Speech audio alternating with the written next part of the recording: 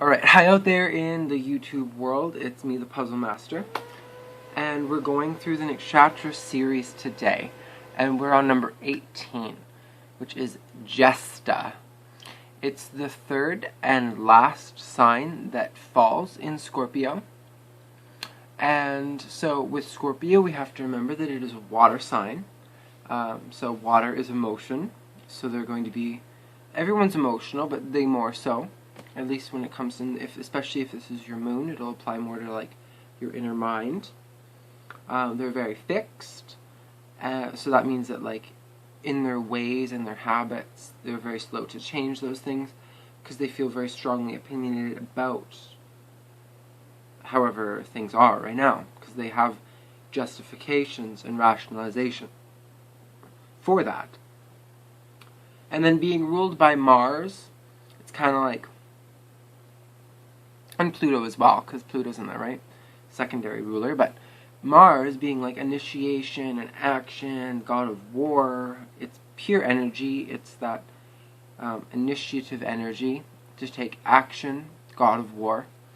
So we want to remember all those things, but then for further subdivision, to go into Jyeshta, so zooming in Scorpio, to the final Nakshatra in it, and it's actually like, I know in previous videos I did say that like nakshatras are very good at defining cusp signs, but there's 3 points in the nakshatra zodiac that it actually parallels with the cusps of the 12 zodiacs, and that's between any of the fire signs and the water signs, because water and fire clash, okay, right?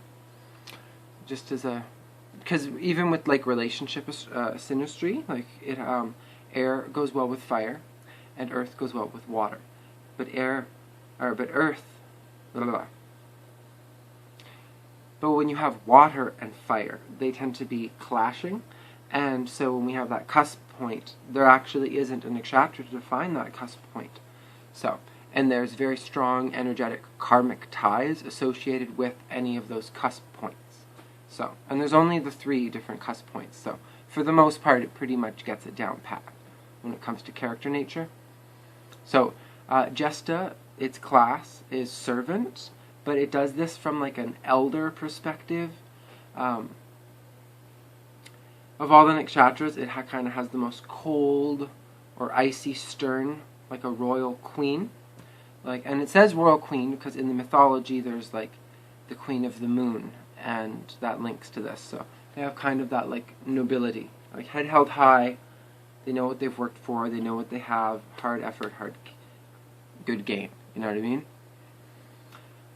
The nature is demon, so might be a little more on the negative tone when it comes to, you know, being self-oriented, not giving so much about the collective consciousness, but more caring about themselves, and more negative elements associated with having a demon as your nature, because there's demon, like angel, or human. So there's the 3 different spectrums. So they tend to be a little more negative, but in a competitive way.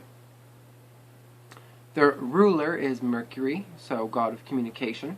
So we take water fixed Mars Scorpio, and we combine Mercury into that, which is like the god of communication and the bridge from our inner world to the outer, or from our inner to someone else's inner world, and the connections that are made in that relationship that change people, because that's Mercury. The symbol for this nakshatra, like the specific symbol, is a round talisman, and in India and in this nakshatra meaning, it means like authority figure, and it gives divine protection, and it's very symbolic of kind of an elder figure, like having a pendant or something that is of divine inspiration that will help to protect them. So, the animal, which is used for like more of like relationship or sexual compatibility, the animal symbol kind of is a summary of the more basic animal nature of the nakshatra, and so if you have signs that are equally compatible with the animal, regardless of what other aspects and such go on in the charts, the animal nature will be very strong. So if you have, like, in this example, we have a male deer or a male hare.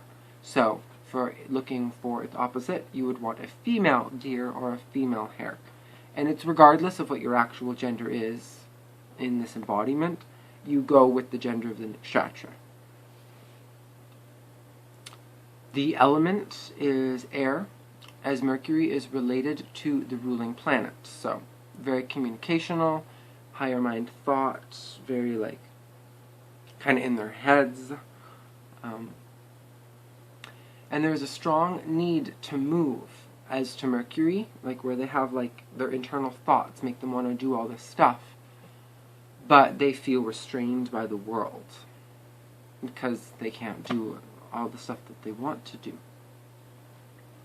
Myths that are associated with Jyeshta are Indra, the chief of all the gods.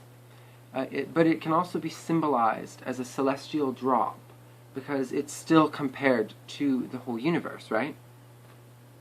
In mythology, the story of Lord Indra was also an example for being daring, courageous, powerful, charismatic, and having a glorious nature. And the main ideas that are associated with this nakshatra are that it is first, preeminent, most excellent, the eldest, senior most, supremacy, power, domination. If this sign is afflicted with other planets in opposition or in conjunction with it that don't serve the moon well, or whatever planet is placed here, but normally you go with the moon sign for nakshatras, then it can be afflicted, causing sorrow or poverty. Because, like I said, any of the cusp signs between the fire, or water and fire, they lie between the two, have heavy karmic dues, so things can be felt very strongly in this lifetime. So if they're afflicted, then even more so. Traits that are associated with this sign, they are more focused on keeping up with an image in society. So they're all about, like, the image. They want to gain respect and fame in society, first and foremost. They mature very quickly. So they're very mature, acting, and serious. It takes more.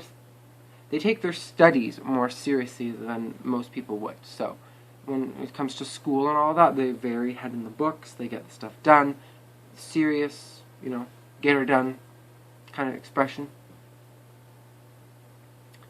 They are very good at introspection, and they can see their own shortcomings. So they're very good at, like, self-analyzing themselves, keeping regiment, keeping to schedule. Not in the way of, like, a Virgo. Like, I don't mean, like, with notes and all that, but I mean through noble, like, through trying to keep up, trying to be the best that they can be. Kind of high and mighty a little bit, if you ask me, but everyone's nature is a little different, right? Yes, and they can judge themselves better than others. So, like, they get very good at the self-analysis, but when it comes to other people, they kind of think that everyone thinks like them. So, kind of skews the view of the world when it comes to other people. Very good at self-analyzing, but not so much on others. They always complain, because the whole being ruled by Mercury, even though they often, almost always, attain what they want, but they complain in the meantime until that happens. Like, even though it's their own fault, usually, for not taking the initiative actions. But they complain in the meantime.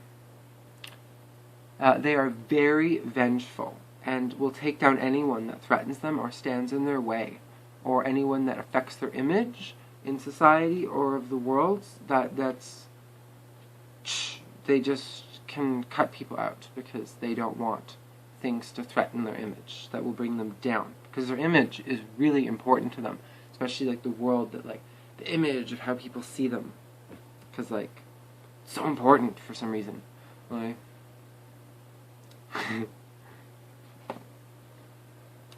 Yeah, and they will treat you very badly if you affect their image. So, yeah, in that. And they will cut people out of their lives if they are exposed or in a weak position. They pride themselves on self-control, responsibility, and they are very great achievers due to this ability of self-control.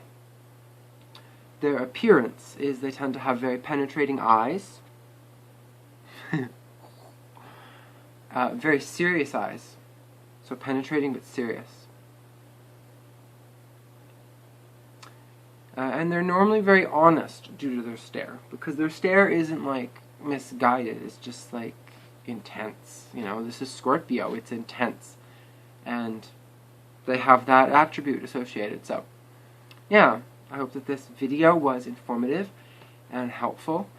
And yeah, we will see you in Mula, which is over the cusp now. And then we're going into Sagittarius, which is fire. So, the Archer. And yeah, we'll see you in Mula.